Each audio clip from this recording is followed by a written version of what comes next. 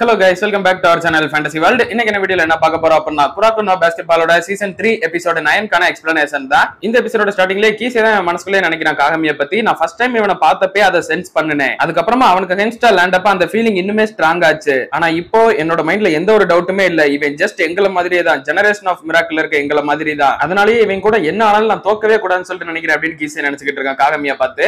இப்பவும் கீசேக்கு அகைன்ஸ்டா காகமி தான் நின்னுகிட்டு இருக்கான். அப்ப அவங்க டீமோட 10 நம்பர் பிளேயர் வந்து காகமிக்கு ஸ்கிரீன் வச்சுட்டு கீசேவை தப்பிக்க வச்சிடறான். கீசேவும் காசமாச்சு கிட்ட பால் வாங்கி ஷூட் பண்ண வரும்போது அப்பயும் உள்ள வந்து காகமி தடுத்து விடுறான். கீசேவோட ஜம்ப் கொஞ்சம் குறைஞ்ச மாதிரி தெரியல அப்படின்னு சொல்லிட்டு முரசகிபரா சொல்றான். அவங்க டீமோட கோச் அதை கரெக்டா நோட் பண்ணிடுறாரு. காகமி இப்ப கீசே கிட்ட ஒரு சைடு கண்ண கட்டிட்டு இன்னொரு சைடு ஓடி வந்து அழகா ஷூட் பண்ணிட்டு போயிடுறான். இது இன்னும் முடியல, என்னால ஃபைட் பண்ண முடியும், நான் இவங்க கிட்ட தோக்க மாட்டேன் அப்படின்னு சொல்லிட்டு கீசே நினைச்சிட்டு இருக்கான். அந்நியாரம் பார்த்தா சப்ஸ்டிட்யூட்ல கீசேவை அவங்க கோச் வெளியே கூப்பிட்டுறாரு. எது நான் எதுக்கு அப்படின்னு சொல்லிட்டு கீசே கேட்கறான். காசமாச்சு வந்துட்டு கோச் சொல்றத ஃபாலோ பண்ண அப்படின்னு சொல்றான். உன்னோட காலு தானே இப்ப பிரச்சனை அப்படின்னு சொல்லிட்டு காசமாச்சு கரெக்டா கண்டுபிடிச்சிடறான். சரி நீங்களும் கண்டுபிடிச்சிட்டீங்களா, பட் இருந்தாலும் என்னால ஃபைட் பண்ண முடியும் அப்படின்னு சொல்லிட்டு கீசே சொல்றான். ஹைசிக்கு உன்னோட கால்ல மிதிச்சது ஓ மிஸ்டேக் இல்லதான், பட் இருந்தாலும் அதுக்காகலாம் நீ எக்ஸ்கியூஸ் கேட்டு இப்ப விளையாட முடியாது, இது எல்லாமே ஒரு பார்ட் ஆஃப் கேம் தான், சோ ஒழுங்கா வெளியே இரு அப்படின்னு சொல்லிட்டு காசமாச்சு சொல்லி அனுப்பிடுறான். நீ அவன் கிட்ட கொஞ்சம் ஹார்ஷா பேசிட்டியோ அப்படின்னு சொல்லிட்டு மோரியாமா காசமாச்சு கிட்ட வந்து கேட்கறான். பரவாயில்ல விடு, இவன் இப்படியே விளையாண்டுகிட்டு இருந்தா அப்படின்னா இவனால கேம்ல கடைசி வரை விளையாட முடியாது, அப்புறம் கோச் இவனை ஒரு வாட்டி கூட உள்ளே இறக்க மாட்டாரு, சோ இப்ப போனா கூட அவன் கடைசி ரிட்டர்ன் வரக்கு சான்ஸ் இருக்கு, அதனால இருக்கட்டும் அப்படின்னு சொல்லிடுறான். இப்பதான் நமக்கான ஓப்பனிங் கிடைச்சிருக்கு அப்படின்னு சொல்லிட்டு கேசி சொல்றான். காகமி இதுக்கப்புறம் உன்னை சுத்தி எல்லா பாலும் கொடுப்போம், நீ தான் நல்லா அட்டாக்கிங் பண்ணணும் அப்படின்னு சொல்லிட்டு ஹியூகாவும் சொல்றான். காகமி ஓகேன்னு சொல்லிடுறான். இப்ப காகமி பால் வாங்கின மறு செகண்ட் பார்த்தா அவனை போட்டு டபுள் டீமிங் பண்ண ஆரம்பிச்சிடறாங்க.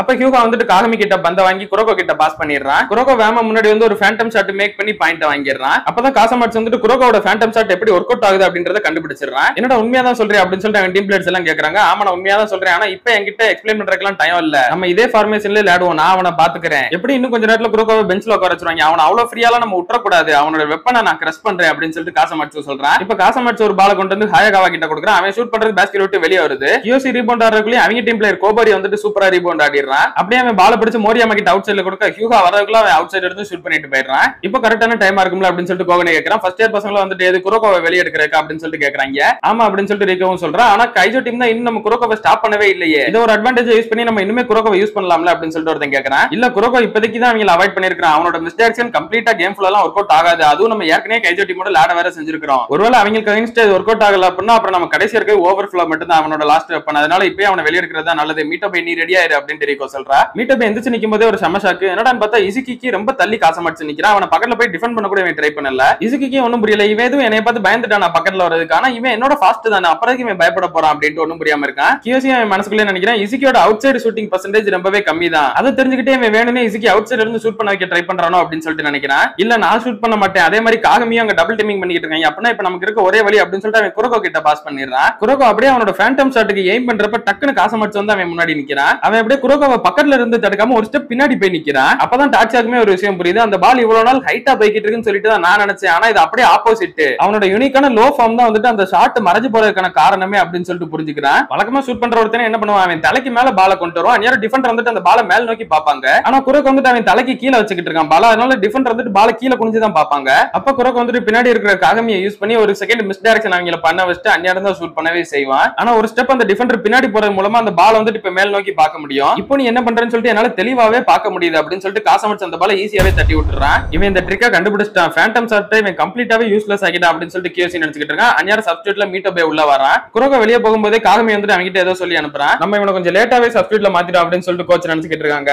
என்ன மன்னிச்சிருங்க கோச், நான் இந்த கேமோட கண்ட்ரோல கொஞ்சம் லூஸ் பண்ணிட்டேன் அப்படின்னு சொல்றான் குரோகோ. என்னடா நீ பாக்க ரொம்பவே நார்மலா இருக்கு, உனக்கு எதுவும் ஷாக்கிங்கா இல்ல அப்படின்னு சொல்லிட்டு கோகனே கேக்குறான். எனக்கு ஷாக்கிங்கா தான் இருக்குது, பட் இருந்தாலும் ஓகே சரி நின்று இந்த கேம்ல தோக்கல அதுக்கும் மேல அப்படின்னு சொல்லிட்டு குரோகோ காகமியை பாக்குறான். அந்நேரம் காகமி வெளியே போறப்ப என்ன சொல்லிருப்பேன்னு சொல்லிட்டு காட்டுறாங்க. இதை என்கிட்ட விட்டு நான் பாத்துக்கிறேன் அப்படின்னு சொல்லி தான் அனுப்பியிருப்பான். நம்ம கிட்ட நம்பிக்கையான ஏஸ் இருக்கிறான், அவன் பாத்துக்கிடுவான் அப்படின்னு குரோகோ சொல்றான். அப்ப காகமி வந்து டபுள் டீமிங் பண்ணிட்டு இருந்த ரெண்டு பேரும் அசால்ட்டா தாண்டி வர்றான். அப்படியே அவன் காசமாட்ஸ் தலைக்கு மேல ஏறி பால ஒன் ஹேண்ட்ல வேற லெவல்ல டங்க் பண்ணிட்டு போயிடுறான். அடுத்து காகமி பால கொண்டு வந்து ஏர்லயே ஒரு சைடுல இருந்து இன்னொரு சைடு போய் பேஸ்கெட்ல ஷூட் பண்றான். அடுத்து மோரியாமா வந்துட்டு அவனோட ஸ்டைல்ல 3 பாயிண்டர் எடுக்க வரான். அதையுமே காகமி உள்ள வந்து லைட்டா தட்டி விட்டுறான். இவன் என்னடா இம்புட்டு உயரமா போறான் அப்படின்னு சொல்லிட்டு மோரியாமாக்கு சமஷாக்கு. அடுத்து இசுகி அந்த பால் எடுத்து அப்படியே காகமி கிட்ட மறுபடியும் கொடுக்குறான். காகமி அப்பவும் போய் ஒன் ஹேண்ட்ல டங்க் பண்ண பாக்குறான். அந்நேரம் அவங்க டீம் பிளேயர் கரெக்டா அவனுக்கு பிளாக் வந்துடுறான். லாஸ்ட் மொமெண்ட்ல காகமி ஏர்லயே ஒரு முடிவு பண்ணி மறுபடியும் பாலத்துக்கு கியோசி கிட்ட பாஸ் பண்ணிடுறான். அது கியோசிக்கே பயங்கர சர்ப்ரைஸா தான் இருக்குது, இருந்தாலும் அவன் அந்த பால கொண்டு வந்து ஷூட் பண்ணிடுறான். இப்போ அப்படியே செகண்ட் குவார்டர்மே முடியுது. 44-44 சொல்லிட்டு செரின் டீம் ஃபைனலி ஈக்குவல் பண்ணிட்டாங்க. செகண்ட் குவார்டர் முடிஞ்சனால ரெண்டு டீமும் 10 மினிட்ஸ் பிரேக்ல ட்ரெஸ்ஸிங் ரூமுக்கு போயிடுறாங்க. நம்ம கோச் வந்துட்டு கீசைக்கு இப்பதான் அடிபட்டிருக்கு, எப்படியா இருந்தாலும் அவன் லாஸ்ட் கேமோட எண்ட்ல வரதான் செய்வான், அதுக்குள்ள முடிஞ்ச அளவுக்கு எவ்வளவு லீடு போக முடியுமோ அவ்வளவு போய் வச்சிருங்க அப்படின்னு சொல்றாங்க. இந்த பக்கம் கீசை வந்துட்டு அவங்களோட ட்ரெஸ்ஸிங் ரூம்ல கோச் கிட்ட கத்திக்கிட்டு இருக்கேன், உள்ள இறக்கி விடுங்க அப்படின்னு சொல்லிட்டு நான் அவனை லாஸ்ட் 2 மினிட்ஸ்ல உள்ள இருக்கிறேன், அதுக்கு முன்னாடி உள்ள இறக்க முடியாது அப்படின்ட்டு அவர் சொல்லிடுறாரு. அப்ப மோரியாமா வந்து கீசே கூப்பிடுறாங்க. கீசே வந்துட்டு மோரியாமா நீயாவது சொல்லு கோச்சுக்கிட்ட அப்படின்னு சொல்லிட்டு கேக்குறான். எனக்கும் கீசே விளையாடணும்னு சொல்லிட்டு தான் ஆசை இருக்குது. காகமே இங்க யாராலையுமே கண்டிப்பா எதிர்த்து நிக்கவே முடியாது. அதுக்கு கீசே தான் தேவைப்படுவான். பட் அவனுக்கு இன்ஜுரியா இருக்கிறதுனால அவன் கிட்ட அப்படி உள்ள வான்னு சொல்லியும் சொல்ல முடியாது. அதனால மோரியாமா என்ன சொல்றேன்னு தெரியாம இருக்கிறான். அப்ப காசமாட்சு வந்துட்டு கீசே நீ சொல்ல வரது எனக்கு புரியுது அப்படின்ட்டு சொல்றான். இப்ப தேர்ட் குவார்டருக்கு ரெண்டு டீமே உள்ள வராங்க. இப்பவுமே கீசே வந்துட்டு உள்ள இறங்கல.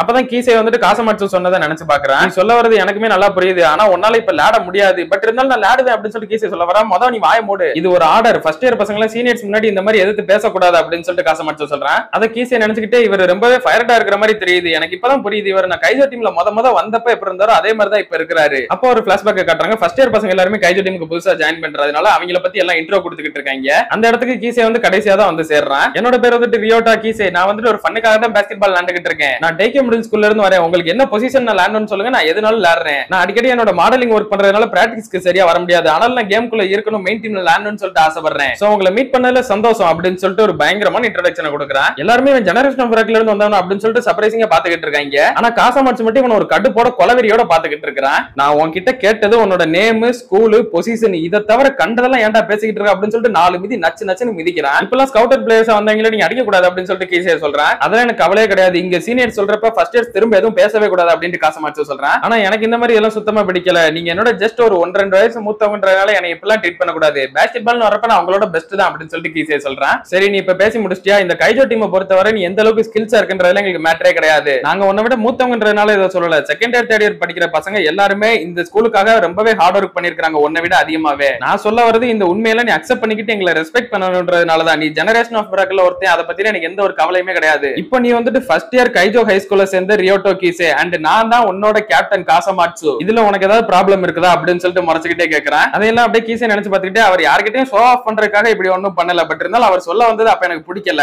இருந்தாலுமே நான் கைஜோ டீம் சேர்ந்த கீசே அப்படின்னு சொல்றதுதான் எனக்கு ரொம்ப பிடிச்சிருக்குது அப்படின்னு சொல்லிட்டு நினைச்சுக்கிட்டு இருக்கிறேன். இப்ப கேம்குள்ள கைஜோ டீம் ஒரு வாட்டி ஷூட் பண்றாங்க. அடுத்து காகமி ஒரு பால் ஷூட் பண்றான். அடுத்து கியூகா ஒரு பால் ஷூட் பண்றான். இப்படியே கொஞ்ச நேரம் போகுது. இப்ப கைஜோ டீம் 48 சரி 52 சொல்லிட்டு லீடிங் போயிட்டாங்க. அடுத்து மோரியாமா பால வாங்கி டக்குனு கியூகா அவருக்குள்ள ரிலீஸ் பண்ணிட்டு போயிடுறான். இன்னும் இந்த ஷாட்டை பிளாக் பண்றதுக்கு என்கிட்ட எந்த வழியும் இல்லாம இருக்கிறேனே அப்படின்னு சொல்லிட்டு கியூகா நினைச்சுக்கிட்டு இருக்கான். அந்த பாலம் போய் கரெக்டா பேஸ்கெட் குள்ள உழுகுது. இப்போ இது நான் திருப்பி கொடுக்கறதுக்கான நேரம் அப்படின்னு சொல்லிட்டு கியூகா ஒரு 3 பாயிண்டர் கேம் பண்றான். பட் மோரியாமா ஜம்ப் பண்றத பார்த்துட்டு அவன் பால கியோசி கிட்ட பாஸ் பண்ணிடுறான். கியோசிக்கு அந்த 8 நம்பர் பிளேயர் ஜம்ப் பண்ணிடுறான். அதனால அவன் வந்துட்டு பாலத்துக்கு மீட்டோபே கிட்ட பாஸ் பண்ண மீட்டோபே அந்த பால ஷூட் பண்ணிட்டு போயிடுறான். அப்ப காசமாட்சு டீம் பிளேயர்ஸ் கிட்ட வந்துட்டு நம்ம ஜஸ்ட் ஸ்கோர் பண்ணுவோம், அவங்க பண்ணா பண்ணிட்டு போட்டு கவலைப்படாதீங்க, அவங்களை இப்போதைக்கு நம்மளால தடுக்க முடியாதான், பட் நம்மளுமே முடிஞ்ச அளவுக்கு ஸ்கோர் பண்ணிக்கிட்டே இருப்போம் அப்படின்னு சொல்லிட்டு மோட்டிவேட் பண்றான். இப்ப காசமாட்சு கையில தான் பால் இருக்குது. இசிக்கு தான் டிஃபெண்ட் பண்ண நின்னுக்கிட்டு இருக்கான். இந்த வாட்டி காசமாட்சு அவன் ஃபுல் ஸ்பீட்ல ஒரு டிரைவ் போடுறான். இல்ல இது இன்னும் முடியல அப்படின்னு சொல்லிட்டு இசிக்கு வந்துட்டு பின்னாடி கூட ஒரு ஈகிள் ஸ்பியரை போட்டு பால தட்டிடுறான். அந்த பால் நேரா மீட்டோபே கைக்கு தான் வருது. அவன் பிடிக்கலாம்னு சொல்லிட்டு வரும்போது காசமாட்சு வந்து அப்படியே விழுந்து அந்த பால தட்டி விடுறான். அந்த பால் அவங்க டீமோட 8 நம்பர் பிளேயர் கரெக்டா பிடிச்சிட்டு ஷூட் பண்ண வந்துடுறான். நேரா கியோசி அவன் கையை வச்சு லைட்டா தட்டி விடுறான். அந்த பால் பேஸ்கெட் விட்டு வெளியே வருது. ஆனா ரீபவுண்ட்ல காகமிக்கு முன்னாடி அவங்க டீம் 10 நம்பர் ஹாயகாவா வந்துட்டு வேற லெவல்ல ஜம்ப் பண்ணி அந்த பால் அப்படியே டங்க் பண்ணிடுறான் பேஸ்கெட் குள்ள. கீசே எல்லாமே கைஜோ இன்னும் விட்டு தராம கிவ் அப் பண்ணாம விளையாண்டுட்டு இருக்காங்க பாரு அப்படின்னு சொல்லிட்டு ஆடியன்ஸ் எல்லாம் ரொம்ப என்கரேஜிங் ஆயிடுறாங்க. எங்க கைஜோ டீம் அண்டர் எஸ்டிமேட் பண்ணாதீங்க அப்படின்னு சொல்லிட்டு காசமாட்சு கத்திக்கிட்டு சொல்றான். அப்படியே கட் பண்ணி இதோட இந்த ஒரு எபிசோட முடிக்கிறாங்க. கீசே இல்லனாலும் சேரின் டீம் நினைச்ச லெவலுக்கு லீடிங் போக முடியல. அந்த அளவுக்கு டஃப் கொடுக்குறாங்க கைஜோ டீம். கீசே உள்ள வரதுக்குள்ள சேரின் டீம் ஏதாவது சம்பவம் பண்ணுவாங்களா இல்ல கீசே உள்ள வந்து ஏதாவது சம்பவம் பண்ணுவாங்கன்றத நம்ம அடுத்த எபிசோட்ல தான் பார்க்கணும். அதுல நீங்க தொடர்ந்து பார்க்கணும்னு நினைச்சீங்க அப்படின்னா மறக்காம நம்ம சேனலை சப்ஸ்கிரைப் பண்ணி சப்போர்ட் பண்ணுங்க. அப்படி இந்த எபிசோட் பிடிச்சிருந்தா மறக்காம ஒரு லைக்கையும் போட்டு போயிருங்க. நான் உங்களை இன்னொரு நல்ல வீடியோல மீட் பண்றேன். Bye guys.